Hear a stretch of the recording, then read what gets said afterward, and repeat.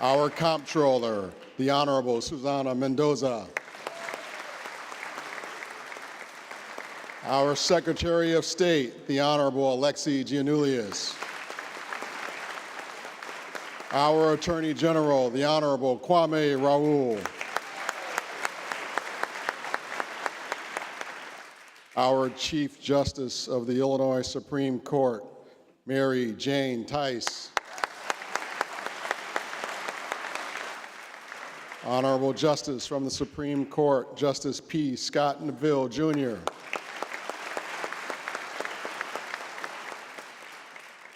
Honorable Justice from the Supreme Court, Justice David K. Overstreet.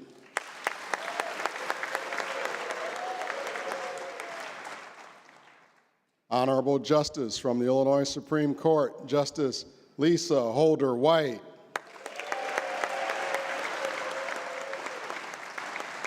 Honorable Justice from the Illinois Supreme Court, Justice Joy V. Cunningham.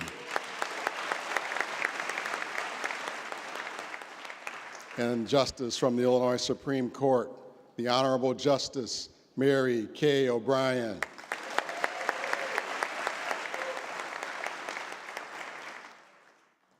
The chair recognizes the House Majority Leader, Representative Gable. Mr. Speaker, I move for the adoption of Joint Session Resolution Number 2.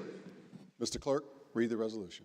Joint Session Resolution Number 2, be it resolved that a committee of 10 be appointed, 5 from the House by the Speaker of the House and 5 from the Senate by the President of the Senate, to wait upon Governor J.B. Pritzker and invite him to address the Joint Assembly.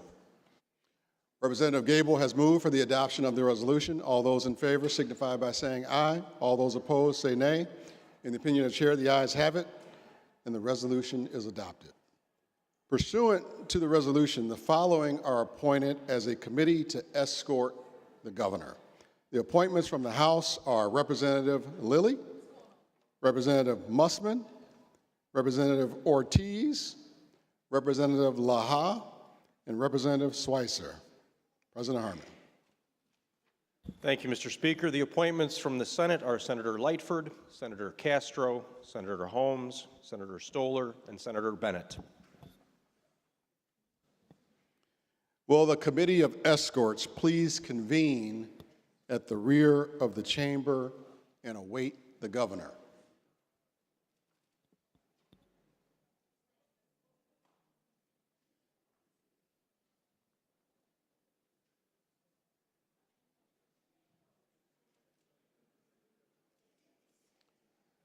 The doorkeeper is recognized for an announcement. Mr. Speaker, the governor of the state of Illinois, J.B. Pritzker, and his party wish to be admitted to this chamber. Madam Doorkeeper, please admit the governor and his guests.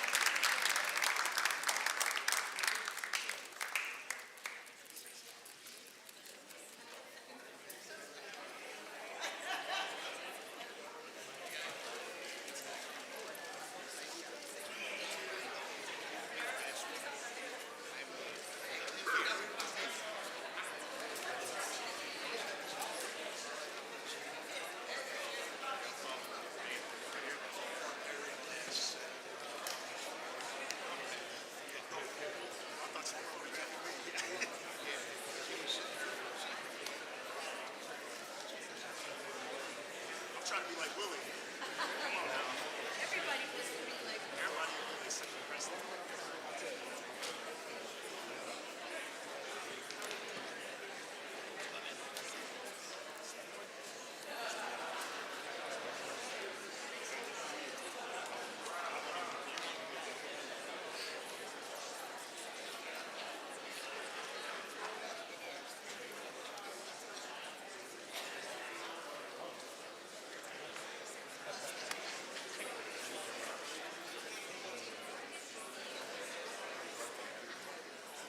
members and guests, the Honorable Governor of this great state, the Honorable J.B. Pritzker.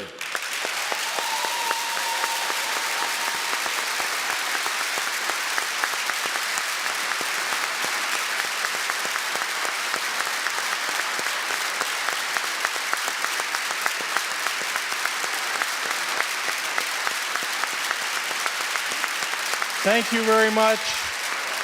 Thank you all very much. Speaker Welch, President Harmon, Lieutenant Governor Stratton, my fellow constitutional officers, members of the 103rd General Assembly, Chief Justice Tice, and of course all the members of the Supreme Court, honored guests, the First Lady of Illinois, my soulmate, MK,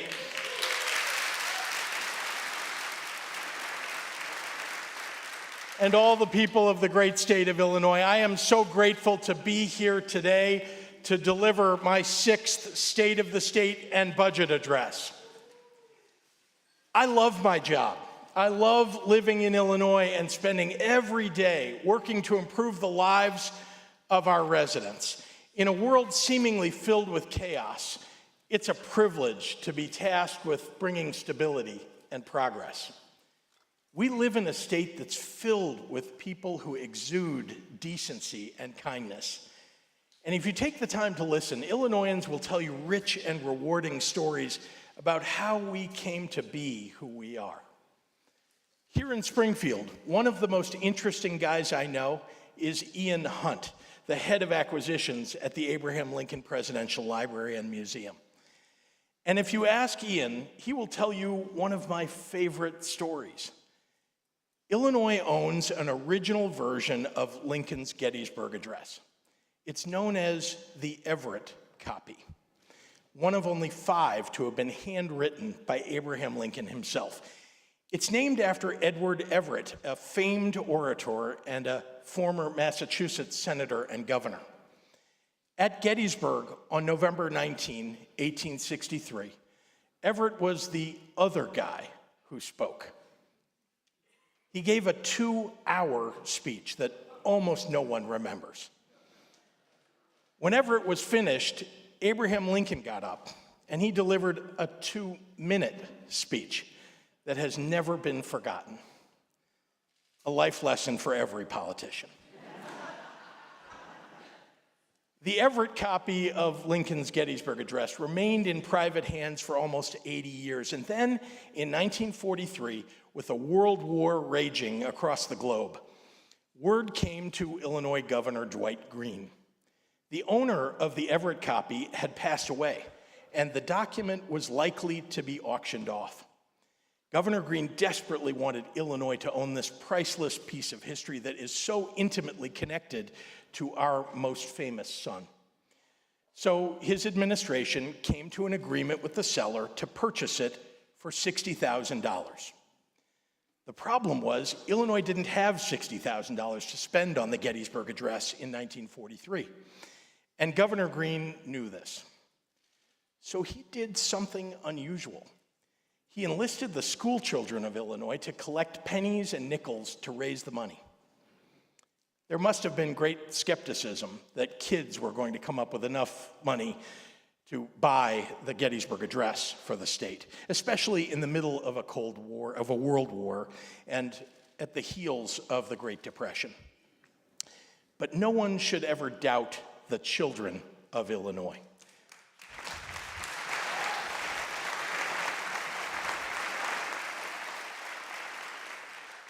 A few years ago, a newspaper interviewed a Springfield man named Gene Rubley, who noted that as a young boy in 1943, he sacrificed his Saturday afternoon movie for a few months so that he could give his weekly allowance to the donation drive.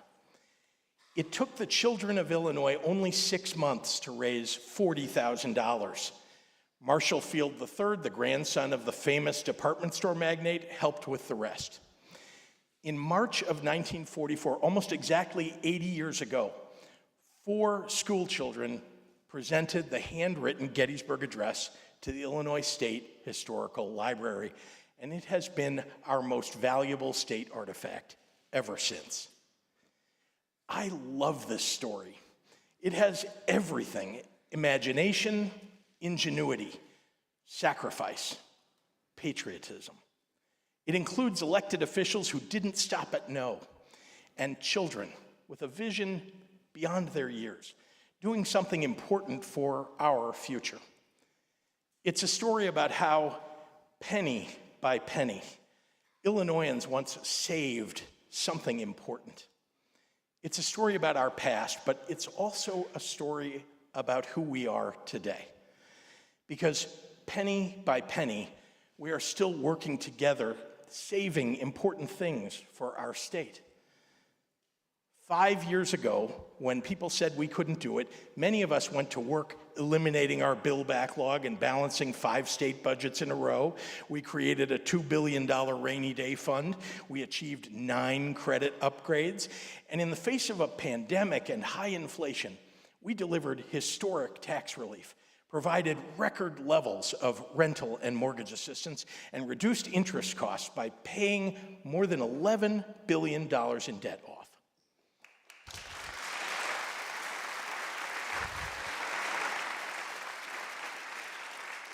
We've also grown Illinois' economy to over $1 trillion. That's more than most nations.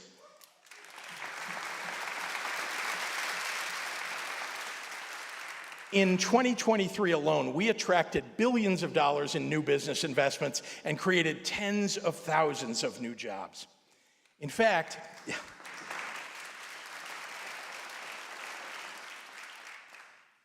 on average, a new business moved to Illinois or expanded here every single day last year.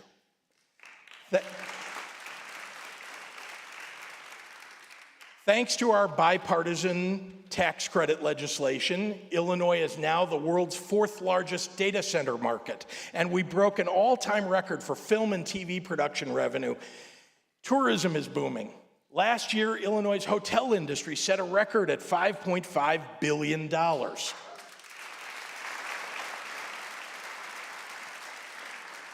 In the Midwest, we are now the #1 state for workforce development. Across all 50 states, we are #2 for infrastructure, #2 for education, #3 for power grid reliability. We have the #1 and #2 best business schools in the country. And since 2018, we've moved up a whopping 13 spots in CNBC's Best States for Business.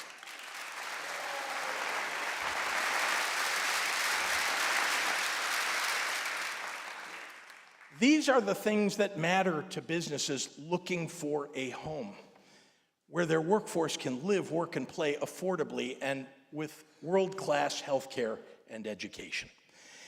Now, we have a lot of work left to do, but we together have met this moment that we are in. Do not let the doom grifters steal your optimism about what's ahead for Illinois. Our future is bright, and opportunity lies ahead.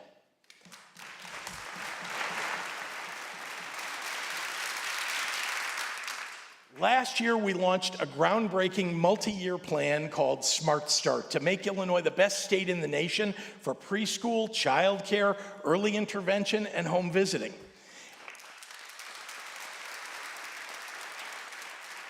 It's already making a huge difference for young families across Illinois.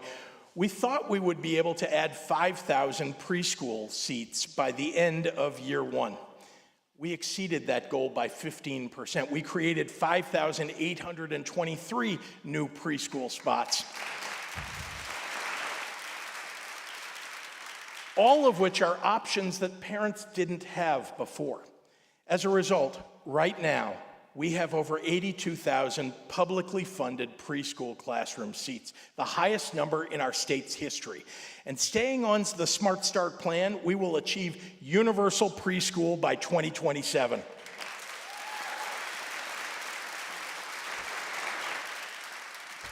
Smart Start also expanded access to early intervention and evidence-based home visiting services for families with babies and young children by adding 26 more programs serving nearly 3,000 more kids.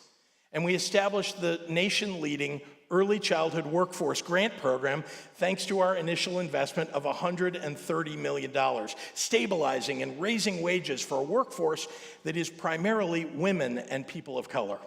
That helps providers maintain and grow staffing while still delivering the quality care that Illinois children deserve. Smart Start is having the desired benefit for working parents and their children. Child care utilization rates are higher than ever before, with 166,000 children receiving services.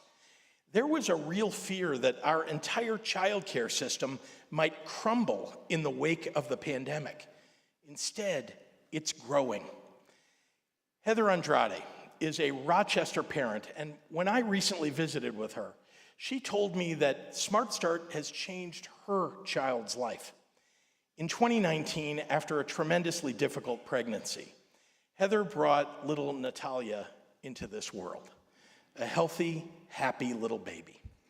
But as Natalia grew, Heather noticed that she was experiencing some delays in her development and in her speech. Heather knew that she needed help. Thanks to Smart Start, Rochester Elementary was able to open a full-day program offering early childhood education and childcare, including early intervention services like speech therapy. Since Natalia's first day in that program, her progress has been nothing short of remarkable. She can spell her name. She can write her name.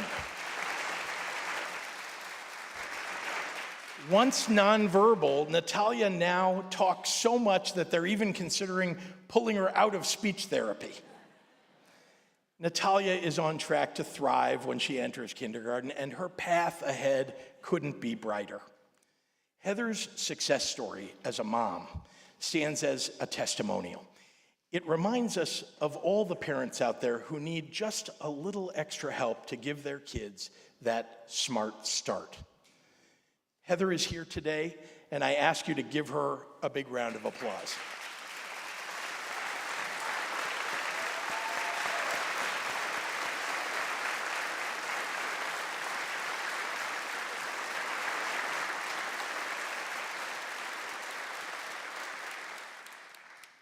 It's with Heather and Natalia in mind that I propose we stay on plan and increase Smart Start funding by $150 million in year 2 to create 5,000 more preschool seats, continue growing childcare, and reach thousands more families with critical early childhood services. And I also ask that in this budget, we begin the first phase of consolidating state government's early childhood programs into one agency called the Department of Early Childhood.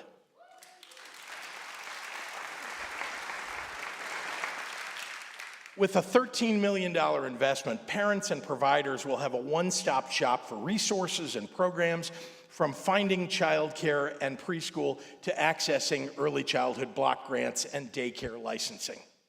Nearly every study shows that investing in early childhood isn't just about your child's first 5 years.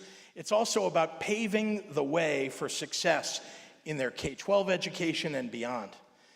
Every single year I have been governor, we have increased our investments in education because a quality education is the foundation of a good life and the cornerstone of a strong society. It's why education has been a central tenet of all 6 budgets I have proposed. There have been some standout champions among you, like Majority Leader Lightford and Senator Logren-Capel, along with Representatives Davis and Stewart, who have spent their entire careers fighting for our public schools, all while weighing the tough choices to keep our budget in balance.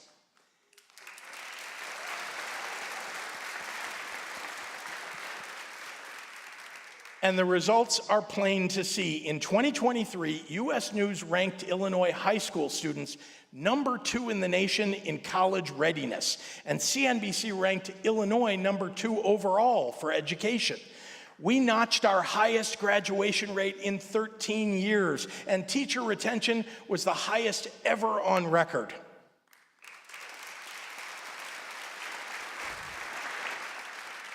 The rate of 9th graders on track to graduate now exceeds pre-pandemic levels. Chronic absenteeism is turning around, and proficiency in both English language arts and math increased dramatically. We can draw a direct line from these results to last year's budget. Our $45 million teacher pipeline grant program brought 5,384 new teachers into the field, reaching more than 730,000 students in 170 districts with the highest need. Teachers are the single most important investment we can make in our schools.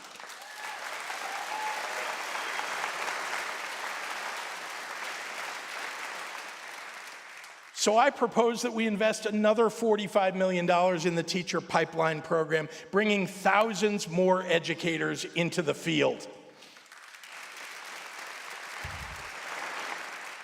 The evidence-based funding model is working. So my budget proposal follows the EBF law's recommendation, increasing it again by $350 million. And we will fully fund special education and continue increasing funds for school transportation by $30 million. Higher education continues its tremendous upward trajectory. For the second year in a row, the Illinois Community College system celebrated historic headcounts, marking the second largest increase in enrollment numbers in the last 30 years, and far higher than the rest of the United States. More Illinois students are now taking advantage of our great colleges and universities with well-funded MAP grant and AIM High scholarship programs. So the net tuition cost for most Illinois students attending Illinois schools continues to decline.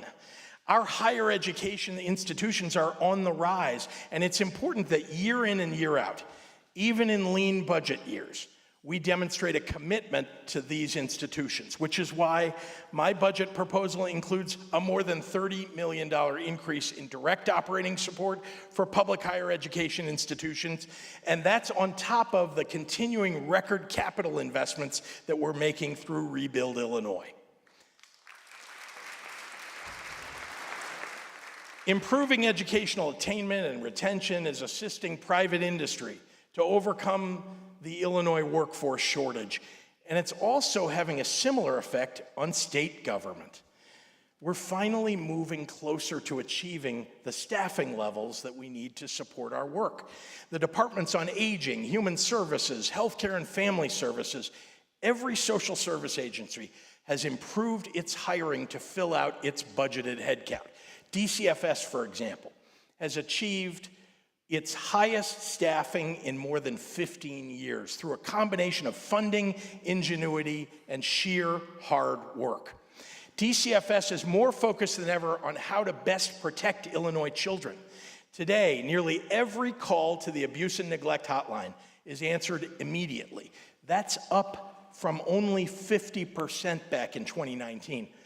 Of the more than 94,525 investigations conducted last year by DCFS, 99.7% were indicated and initiated within 24 hours.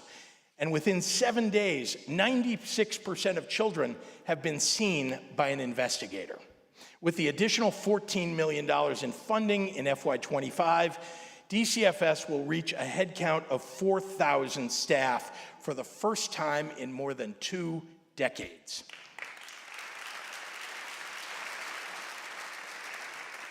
As always, there is more to do, and DCFS is committed to doing it. I want to thank outgoing DCFS Director Mark Smith for his 5 years of service in the state's most difficult job. And I also want to welcome incoming Director Heidi Mueller, who served 2 gubernatorial administrations as the pioneering head of the Department of Juvenile Justice. I've visited many DJJ facilities over my time in office, and it's impossible to ignore the trust and admiration the state's most vulnerable children have for her. We are lucky to have her in this new role.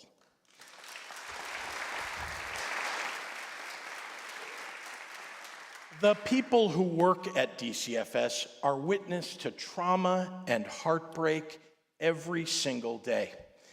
They're rarely lauded for their successes and most often used as a convenient punching bag for larger societal issues. They work long hours, and on occasion, these heroic workers have been the subject of threats and violence. I want them to know that I see them, and that I see their work, and that I am incredibly grateful for their service. And I ask each of you in this chamber to offer them your gratitude too. Their dedication is worthy of recognition.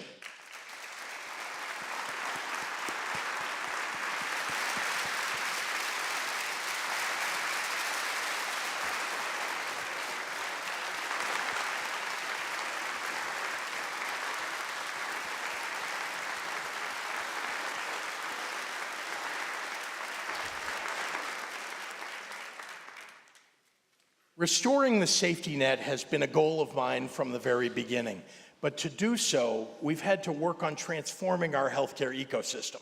After so many years of neglect, we've begun to turn things around by reducing the price of prescription drugs, implementing hospital transformation, and enacting a lower-cost, state-based health insurance marketplace.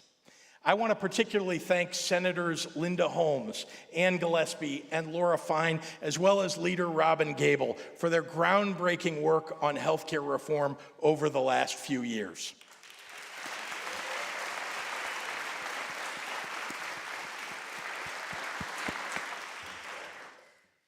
And now it's time that we take another giant leap forward. This legislative session, I'm introducing a bill to curb predatory insurance practices, putting power back into the hands of patients and their doctors. It's called the Healthcare Consumer Access and Protection Act, and it has 3 parts. The first part targets a practice called utilization management. What is utilization management?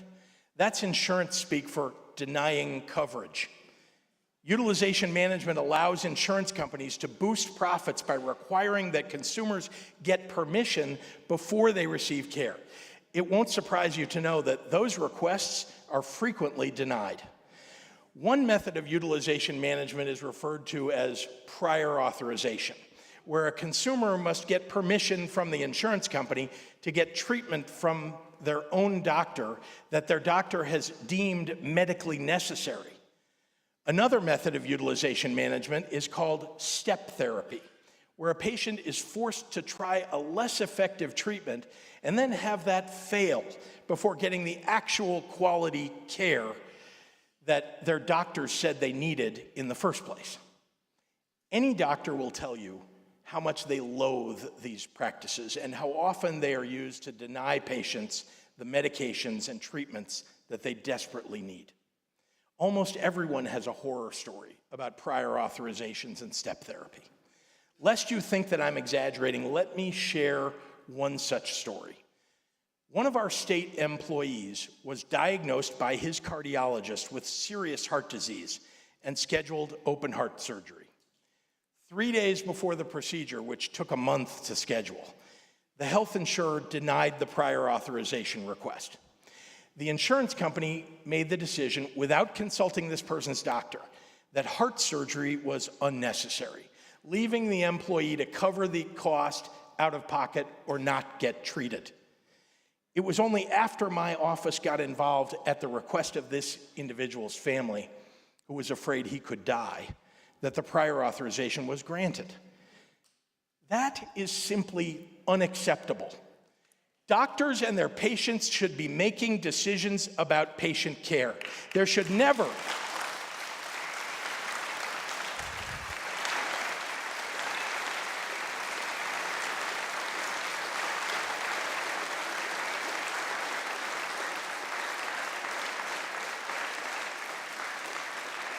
There should never be an instance where an insurance company employee can deny coverage for something as serious as open heart surgery. We should never, ever, ever, ever cede these decisions to the whims of insurance executives whose focus is always on the bottom line. When it comes to patient care, the only bottom line that really matters is what needs to be done to keep people healthy. The legislation I'm proposing would totally ban step therapy in Illinois and force insurance companies to use the same definitions of medical necessity that doctors use. Among the other features of this bill, Illinois will become the first state in the nation to ban prior authorizations for inpatient adult and children's mental health care.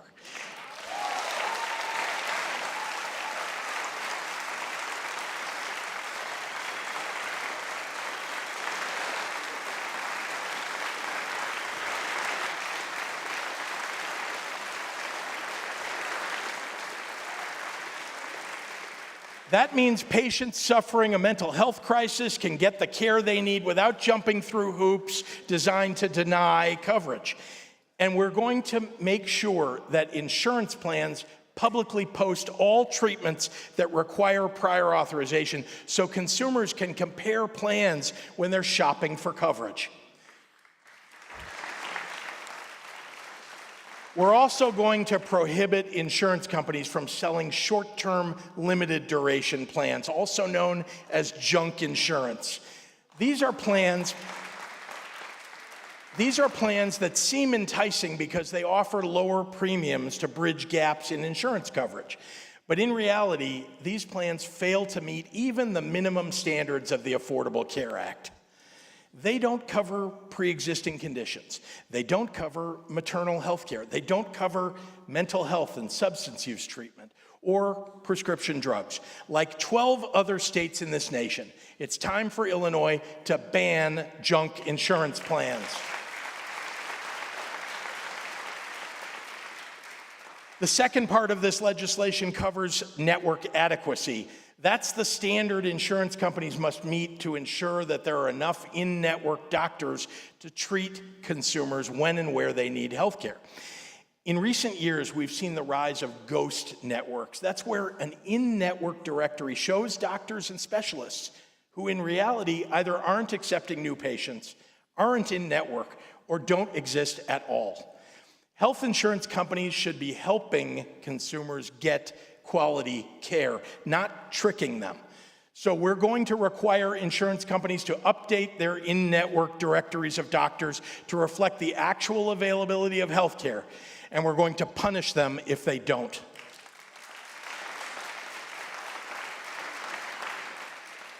The third piece of the Healthcare Consumer Access and Protection Act prevents insurance companies from unfairly increasing rates on consumers. Last year, my administration was proud to work with members of the Senate, the House, and other stakeholders to end unchecked rate increases for small group insurance. Those folks are the ones who cover small businesses and individuals. This year, we're going to require that large group insurance carriers do the same. Now, I'm haunted by the reality that there are Illinoisans who are suffering and in some cases have died because they lost a battle with an insurance company.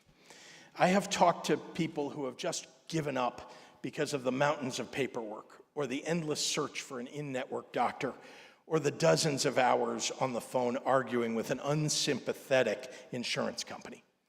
Getting the health care you need shouldn't be this hard.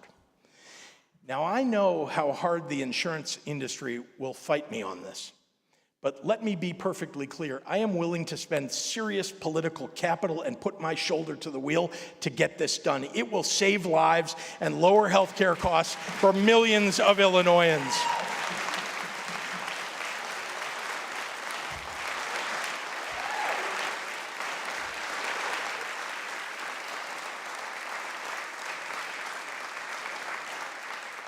It's also time to help those who have suffered financial harm, often through their no fault of their own, from past failures of a broken health insurance and healthcare billing system. Treating a health emergency is not an optional expense, but too many Illinoisans have had their credit ruined or have been pushed into bankruptcy when they had one unexpected accident or one prolonged illness. So today, I propose that over the next 4 years, we eliminate $4 billion of medical debt for over 1 million Illinoisans.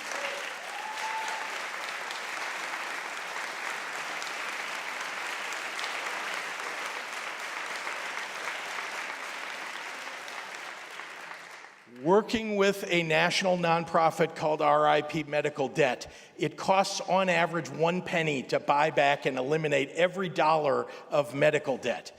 And we can start this year with a $10 million appropriation to relieve nearly $1 billion in medical debt for the first cohort of 340,000 Illinoisans. County Board President Tony Preckwinkle has already done this for residents of Cook County. Let's make this a reality for all of Illinois.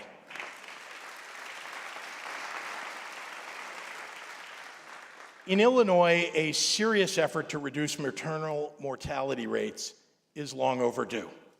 And Black women in our state are 3 times more likely to die from pregnancy-related causes than white women. It's imperative that we act now, ensuring that as we do, we also reduce and eliminate racial disparities. The current system is failing our most vulnerable women and babies. The solution lies, as it often does, at the community level. Janine Valerie Logan is a certified nurse midwife at the Birth Center PCC in Berwyn, the first freestanding nonprofit birthing center to open in Illinois. But in Janine's home community on the south side of Chicago, no such center has ever existed.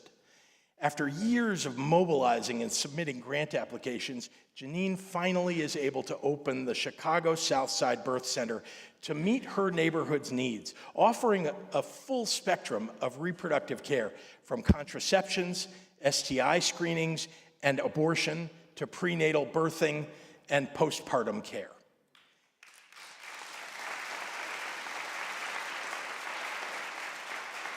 It can be a model for how Illinois can decrease Black maternal mortality. Because of the work that my administration has already done, beginning this year, doulas, midwives, and lactation consultants can now be recognized as Medicaid healthcare providers, ensuring that they can be fairly compensated. That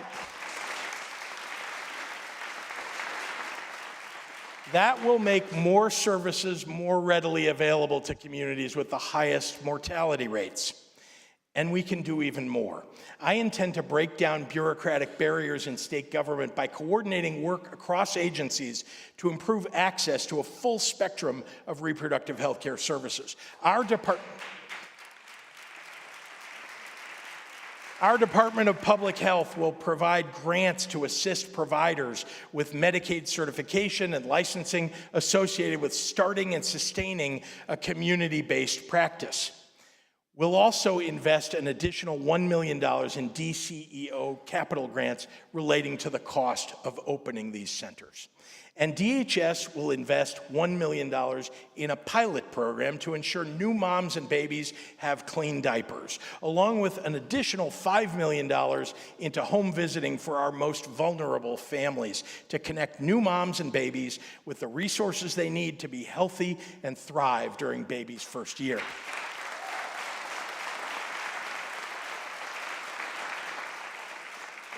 My budget also proposes investing $12 million to create a child tax credit for families raising our youngest children.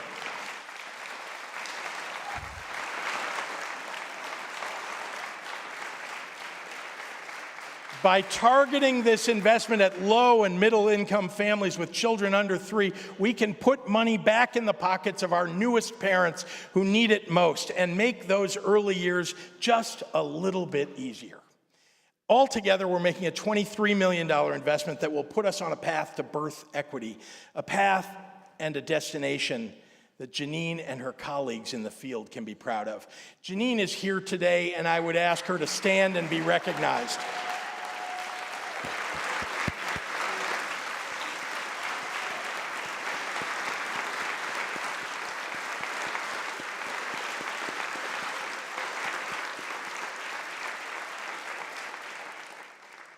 One of my missions as governor is to make life easier for working families.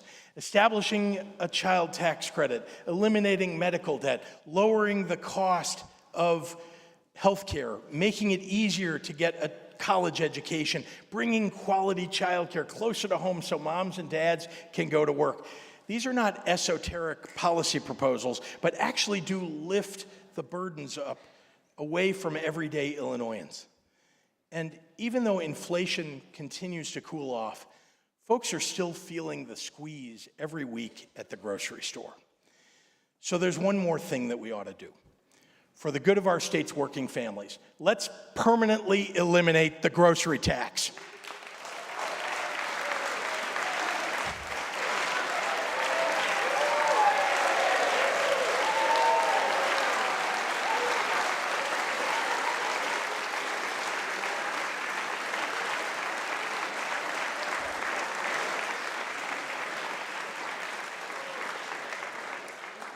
It's one more regressive tax that we just don't need. If it reduces inflation for families from 4 to 3%, even if it only puts a few $100 back in families' pockets, it's the right thing to do.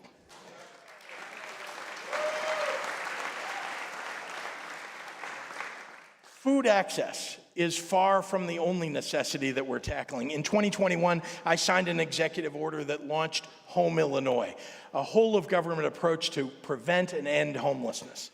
And last year, we put this plan into action, investing $200 million into prevention, crisis response, housing units, and staffing to ensure that every person has a fighting chance. In a matter of months, Home Illinois sustained and created thousands of new shelter beds for longtime Illinois residents across this state. We provided housing and services to young adults aging out of foster care who were at risk of becoming unhoused. And we gave one-time financial support to working Illinoisans who, due to an acute crisis, fell behind on their rent and risked losing their home or their apartment. We kept thousands of Illinoisans in their homes, people who might otherwise have been unhoused. Take Jasmine, for example. Jasmine was living in her car with her 5 children while she was 8 months into a high-risk pregnancy. When Jasmine was finally connected to Housing Forward, a homeless services agency in Oak Park, they immediately took her in, providing shelter and wraparound clinical services. While at Housing Forward's RISE Center, Jasmine gave birth to a healthy little baby, enrolled her kids in early childhood education, registered for a GED program, and now Jasmine is looking for employment. Today, she's on a path to permanent housing. There are many hundreds of people like Jasmine all across this state in need of help.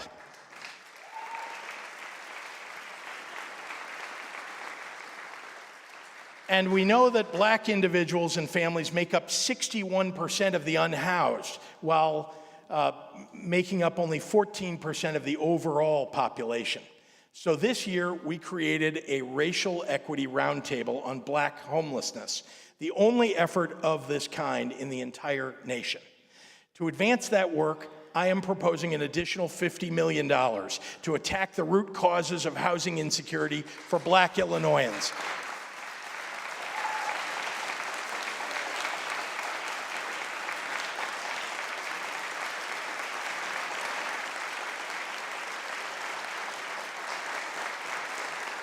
And all the while, we are going to continue to serve other at-risk populations like veterans and those who are medically vulnerable with the shelter and wraparound services they need. Underlying Home Illinois is a belief that this state values the dignity of human life and the universal right to a safe home. Not so with all states. I would build a wall of steel, a wall as high as heaven, against the admission of a single one of those Southern Europeans who never thought the thoughts or spoke the language of a democracy in their lives.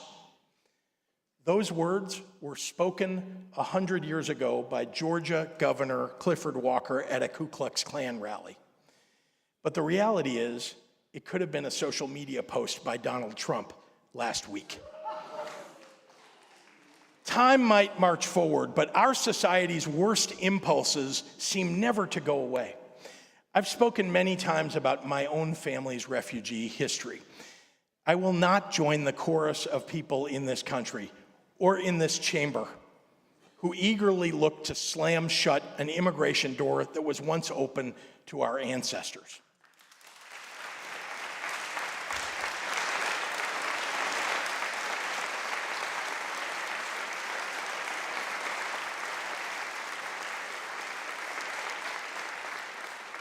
Over the last 18 months, more than 35,000 asylum seekers have arrived in Illinois. Most of them landed here in buses sent by Governor Abbott of Texas.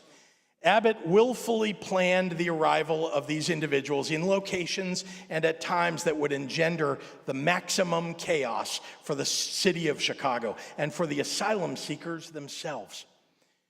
Children, pregnant women, and the elderly have been sent here in the dead of night, left far from our designated welcome centers, in freezing temperatures, wearing flip-flops and t-shirts. Think about that the next time a politician from Texas wants to lecture you about being a good Christian.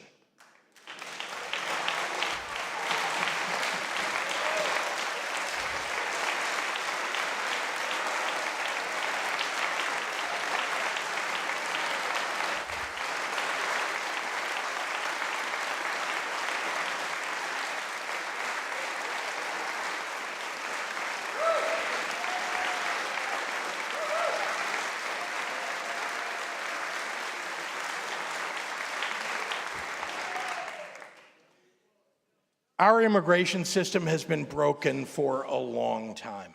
No doubt the current migrant crisis is a problem of the federal government's making, and I mean both political parties.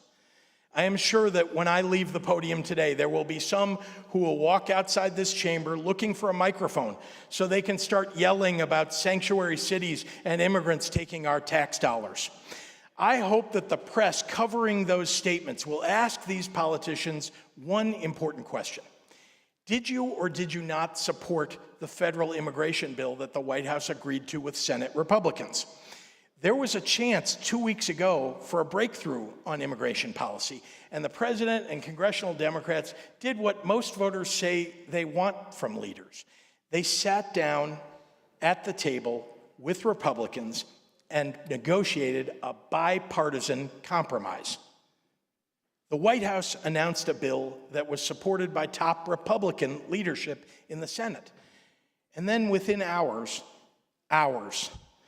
Republicans who had helped write the legislation announced that they were suddenly against the legislation, including, most glaringly, every single Republican member of the Illinois congressional delegation. Why did this happen? Why did every single Republican run away from something that they claimed they desperately want? Because Donald Trump told them to, and they're afraid of him. And why did Trump tell them to reject the bill? Because he wanted to use the issue of immigration against President Biden in the November elections. I'm not making hyperbolic statements here. Donald Trump said that out loud. That bill would have helped Illinois. It would have provided money and resources that we don't normally receive as a state far from the southern border. Maybe some Republicans find it hard to put country over party, but our obligations to the people we represent supersede the letter after our names. Joe Biden has been a very good president who has rescued the economy and protected freedom, but states and cities in the country's interior are not equipped alone to handle the rapid influx of new arrivals that we have seen.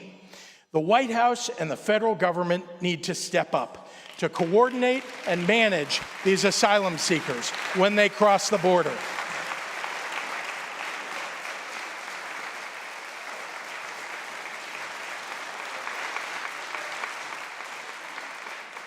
And they shouldn't leave it to the governor of Texas, who has no goal but to sow chaos and destruction. Listen, maybe some of you think that we should just say, this is not our problem, and that we should let the migrant families starve or freeze to death.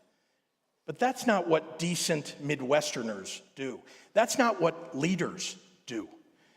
We didn't ask for this manufactured crisis, but we must deal with it all the same.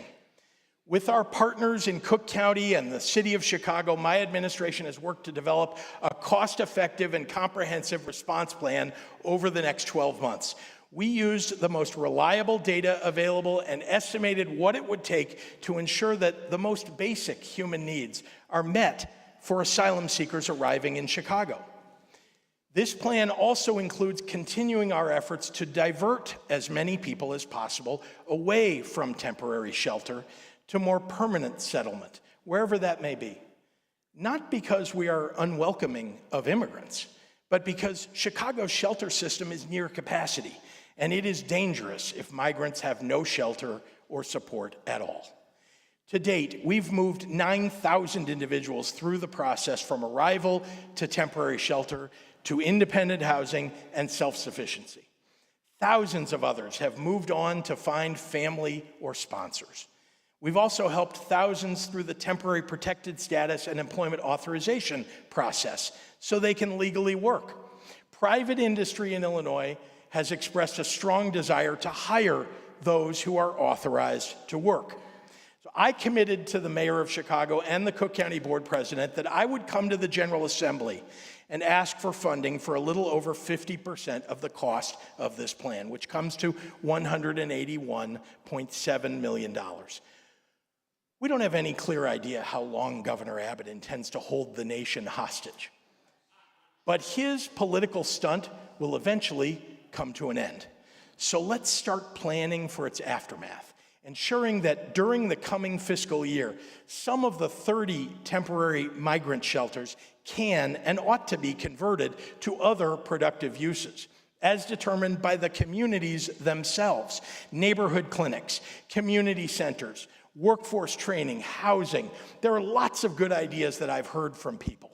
So we have designated $5 million in this budget for shelter conversion grants.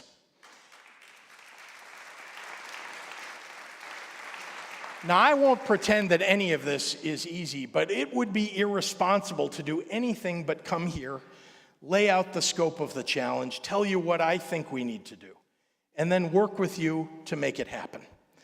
Personally, I think each of us should follow the examples set by the good people of our state. Evanston's Mike Moyer is fixing up bicycles to donate to migrants. Chicago's Samantha Ulavong is teaching English to our new neighbors on a South Loop basketball court. And then there's Oak Park's Elaine Pierce. A retiree, Elaine opened her modest 2-story, 3-bedroom home to 7 new family members, as she would say, absorbing all of the costs on her own. Mike, Samantha, and Elaine are among the best of us, epitomizing what it means to be an Illinoisan through and through. Let's thank them today.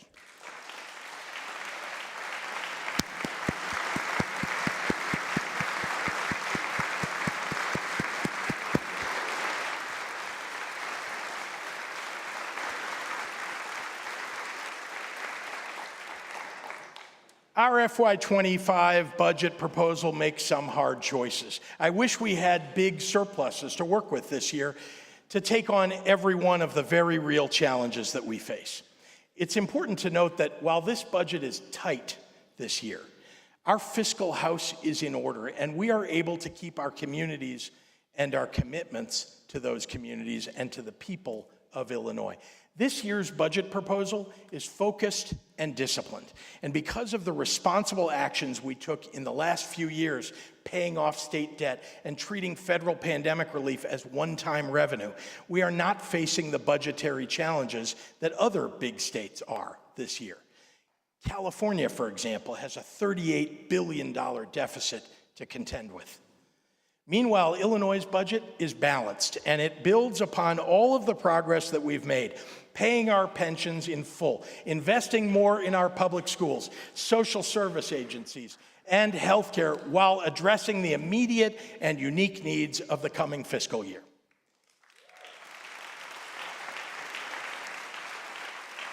Now, I expect that some of you will want to spend more, And some of you will claim that you want to spend less. I know this. I'm always open to good ideas that members of both parties have to more efficiently and effectively fulfill our obligations. My one line in the sand is that I will only sign a budget that is responsibly balanced and that does not diminish or derail the improving credit standing we have achieved for the last 5 years.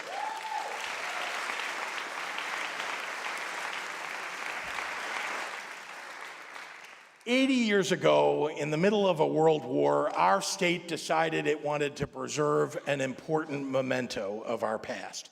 Governor Green knew that Illinoisans in every corner of this state were watching their family and friends and neighbors die half a world away fighting fascism.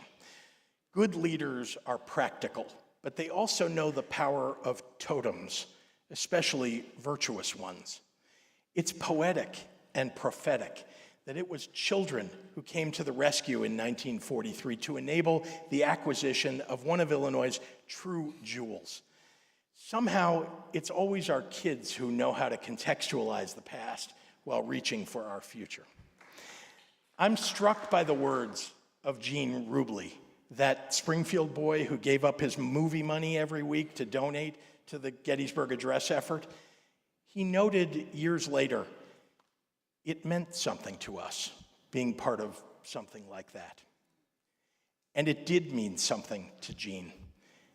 It sparked a lifelong love of history. When he retired, Rubley worked as a docent at the Abraham Lincoln Museum, where on so many days, he delighted in showing visitors the document that he helped buy so many years ago. Gene's story and the generosity of Illinois' children in 1943 is a reminder of something important. Our citizens rightfully ask a great deal of their representatives, but they are always willing to give so much of themselves in return. That reciprocal investment is the essence of statesmanship and citizenship.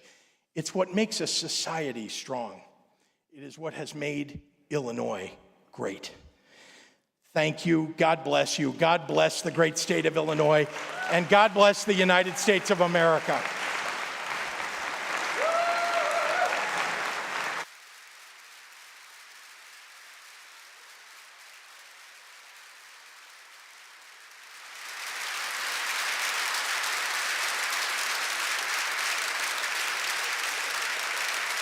Will the Committee of Escorts please come forward to escort the governor from the chamber?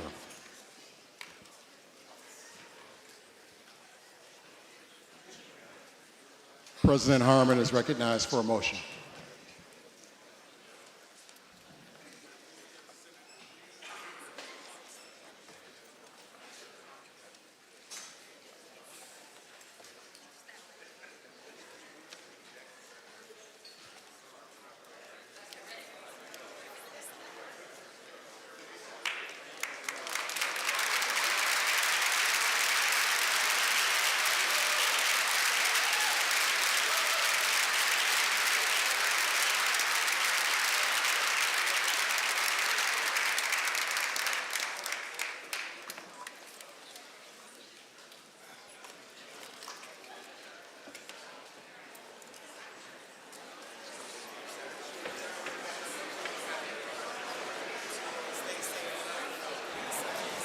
President Harmon is recognized for a motion.